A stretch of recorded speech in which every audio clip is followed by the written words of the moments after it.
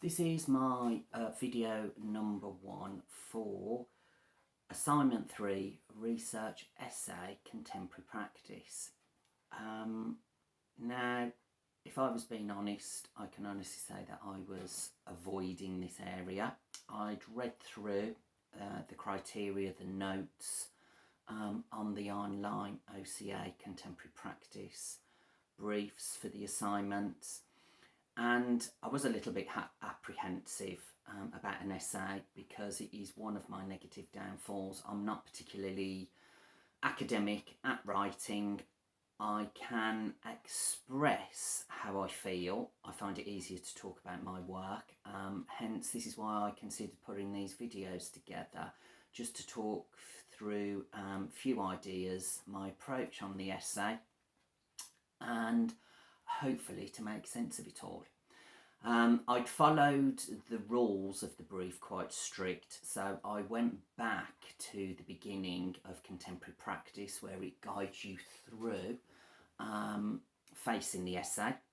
I'd already in assignment 1 and 2 started to put together a proposal for an essay, and I found a particular interest with the new and found materials of antibacterial materials. Hence, some of my sampling in that assignment work started to take on little elements of the current situation with COVID-19, bacteria, pandemic.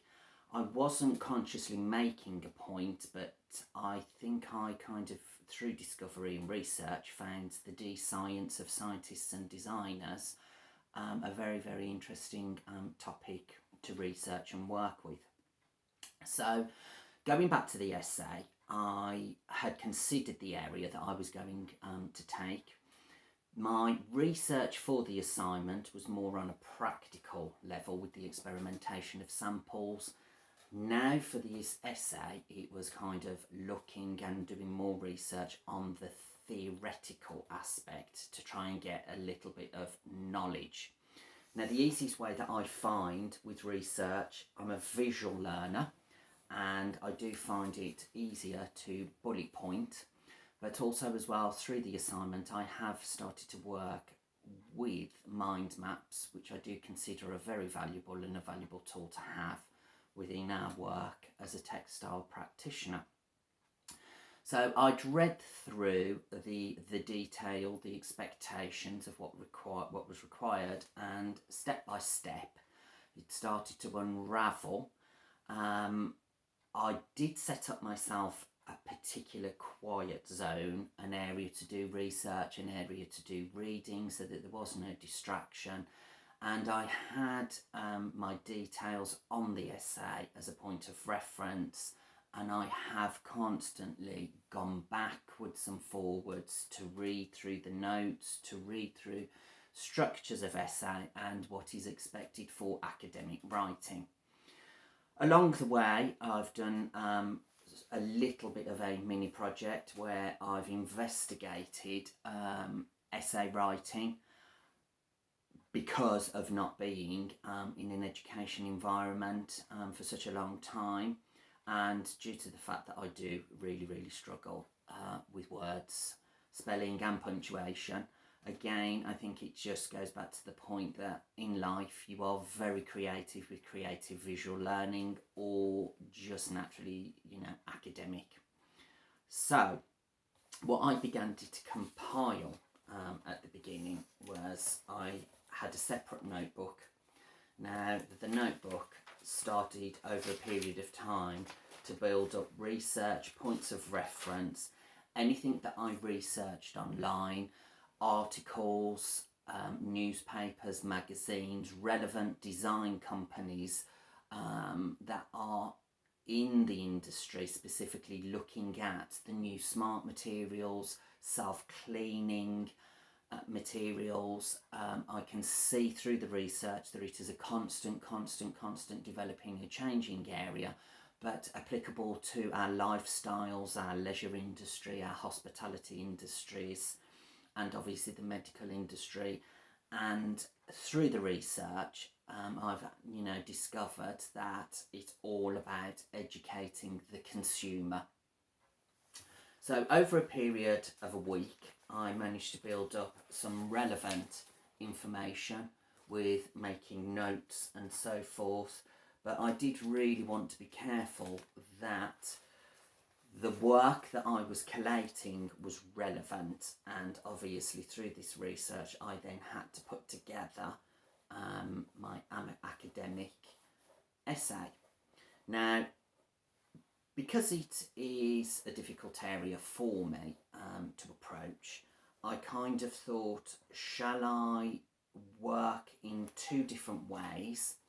Work in a creative way, where I would work with my notebook, I would make notes, pieces of paper as I was doing the research, bullet pointing and so forth, and building up information that was relevant, because I didn't want to end up with just masses and masses and masses of notes and then have to sift through